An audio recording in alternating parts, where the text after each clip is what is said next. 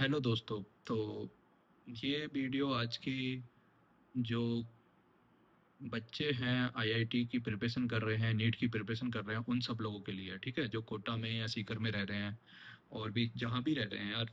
लेकिन अभी रिसेंटली जो कोटा में घटना हुई, बच्चे ऐसे ऐसे स्टेप ले लेते हैं, तो बहुत दिल जलाने वाली घटना होती है। और हर साल ऐसे अब बच्चे स्टेप लेते हैं, पता नहीं वो बहुत ज़्यादा प्रेशर फील करते हैं। देखो, मैं उस फेज से गुजरा हुआ हूँ, क्योंकि मैंने भी 2013 में ड्रॉप किया था। और मैं रेजुडेंस कोचिंग में था। मैंने एक साल वहाँ पे प्रिपरेशन की, आईआईटी की तैयारी की थी मैंने। ठीक है, तो मैं समझ सकता हूँ कि कितना प्रेशर फील होता है। तो इस वजह से मैं बस आप लोगों को थोड़ा ये बताने आया हूँ यहाँ पे कि भाई, मैंने भी प्रिपरेशन की थी, मैं भी उस फेज में था, मैंने एग्ज़ाम दिया और फर्स्ट लिस्ट में मेरा नाम नहीं आया। ठीक है, लेकिन उससे पहले ही प्रेशर ऐसा होता है कि एग्जाम से पहले, रिजल्ट तो बाद की बात है।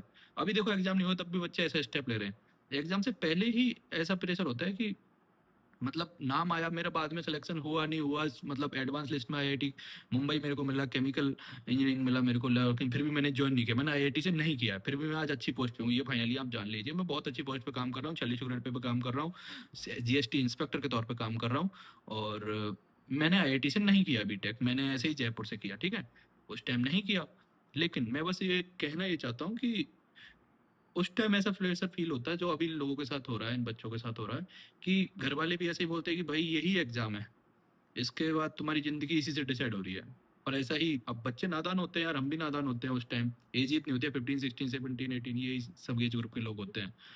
तो इतनी समझ होती नहीं है कि भाई एक पर्टिकुलर एग्जाम आपका जिंदगी का डिसाइडिंग फैक्टर नहीं हो सकता। ठीक है, मैंने बहुत सारे एग्जाम दिए हैं, बहुत सारों में फेल भी हुए हैं, बहुत सारों में पास भी हुए हैं। ऐसा नहीं, क्योंकि स्टेज बाय स्टेज एग्जाम होते हैं। लेकिन यार ऐसा नहीं है, अब देखो आईआईटी के एग्जाम या नीट की एग्जाम अभी थे 3 मई को, एडवांस की एग्जाम है 17 मई को शायद। हाँ, तो यही मेरा कहना ये है कि देखो, इतना लोड मत लो। एक एग्जाम आपकी ज़िंदगी का डिसाइडिंग फैक्टर नहीं हो सकता, नहीं है। देखो, मैं एग्जांपल दे रहा हूँ, मेरा खुद का एग्जांपल। मैंने आईआईटी से नहीं किया, ठीक है, मैंने बीटेक किया, जयपुर से कर लिया, आरटीयू से कर लिया, और उसके बाद एमटेक भी कर लिया। मैंने गेट क्वालिफाई किया उसके बाद, और एमटेक भी कर लिया। और आज अच्छी पोस्ट पे काम कर रहा हूँ, और मैं आईआईटी से नहीं हूँ, देख ली। और मेरा दोस्त है, मेरे साथ पढ़ा है, वो ईएएस आईईएस है आज, वो रेलवे में, वो भी मेरे साथ पढ़ा है। पता, वो आईआईटी से नहीं किया। तो आपको जहाँ पहुँचना होता है अच्छी पोस्ट पे, आप आईआईटी वाले भी यही हैं मेरे साथ जो जॉब कर रहे हैं। ठीक है, और वो लोग भी, अब देखो वो जो आईआईटी वाले जाते जाते वहाँ ईएस पे जाएंगे, वो लोग भी मेरे दोस्त है जो ईएस बन गया। ठीक है, तो भाई ऐसा नहीं है कि आपको उस पर्टिकुलर कॉलेज से जाके ही आपके रास्ते खुलेंगे, भाई ऐसा नहीं है। एक पर्टिकुलर एग्जाम में हो सकता है आपके कंपटीशन ज्यादा हो, इस वजह से आपका नाम नहीं आया, आप फेल हो जाओ। लेकिन ये नहीं कह सकते कि आप टैलेंटेड नहीं हो, समझे? तो आप अपने आप को नजरअंदाज नहीं कर सकते कि भाई ऐसे एग्जाम में नहीं हुआ तो जिंदगी खत्म है, कुछ नहीं है, मुंह घर वालों को मुंह नहीं दिखा सकते, ये सब कुछ नहीं है यार। मतलब आप जस्ट मेरा ही एग्जांपल देख लो कि मैं ठीक जगह पे हूँ, आई एम सेटिस्फाइड कि उस जगह पे, वहाँ पे मैं, तब मेरे को भी पता है कि मैंने बहुत लोड लिया था। मतलब 2 महीने 3 महीने ऐसे बर्बाद हुए थे, ऐसा लगता था कि भाई अभी तो कुछ नहीं बचा है जिंदगी में। जब फर्स्ट लिस्ट में नाम नहीं आया मेरा, तो बाद में लिस्ट में नाम आ गया था, लेकिन फिर भी मैंने ज्वाइन नहीं किया, क्योंकि घर वालों ने बोला कि मुंबई बहुत दूर है, तो मैं गया नहीं। लेकिन मेरा कहना यही है कि आपने जो पढ़ाई की है उस पर रिलाय करो। गीता का श्लोक आपको बाद में समझ आ जाएगा कि भाई अपना कर्म करते जाओ, फल की इच्छा मत करो। इच्छा सबको होती है, लेकिन वो इच्छा की वजह से ही आपको जो लोड आता है कि नहीं मुझे तो कॉलेज चाहिए ही चाहिए। भाई अपने कर्म को जो आप कर रहे हो, जो स्टडी कर रहे हो, उस पर भरोसा रखो, सीधी बात है। ठीक है, बस आप एग्जाम दो जाके, होगा नहीं होगा वो बाद की बात है।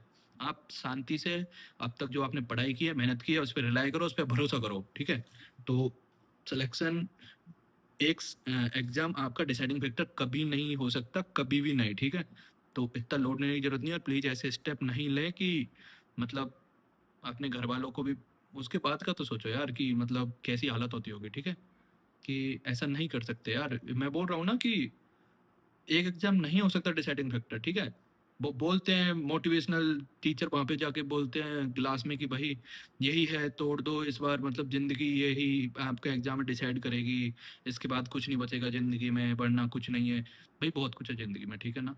वो सब फेक बातें हैं कि आपको मोटिवेशन करने, लेकिन इतना नहीं कि आप प्रेशर ले लो। प्रेशर होता है यार, नींद नहीं आती थी रात रात भर, लेकिन फिर भी मतलब ऐसा नहीं कर सकते कि अपनी जिंदगी को एंड कर लो। ठीक है, ऐसा नहीं कर सकते क्योंकि और भी बहुत सारे एग्ज़ाम हैं, मैंने बीसों एग्ज़ाम दिए हैं, ठीक है? और फाइनली मैं एक अच्छी जगह पे हूँ। तो ऐसा आप भी कर सकते हो, बहुत सारी एग्ज़ाम है इस अपने इंडिया में, ठीक है?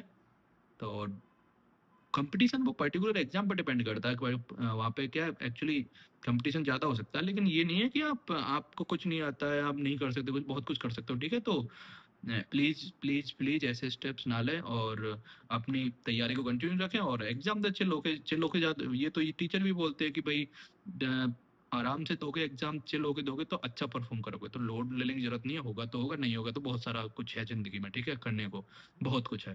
तो इसलिए लोड लेने की ज़रूरत नहीं है ज़्यादा बिल्कुल, और आराम से एग्ज़ाम दीजिए और ऑल द बेस्ट और थैंक यू सो मच।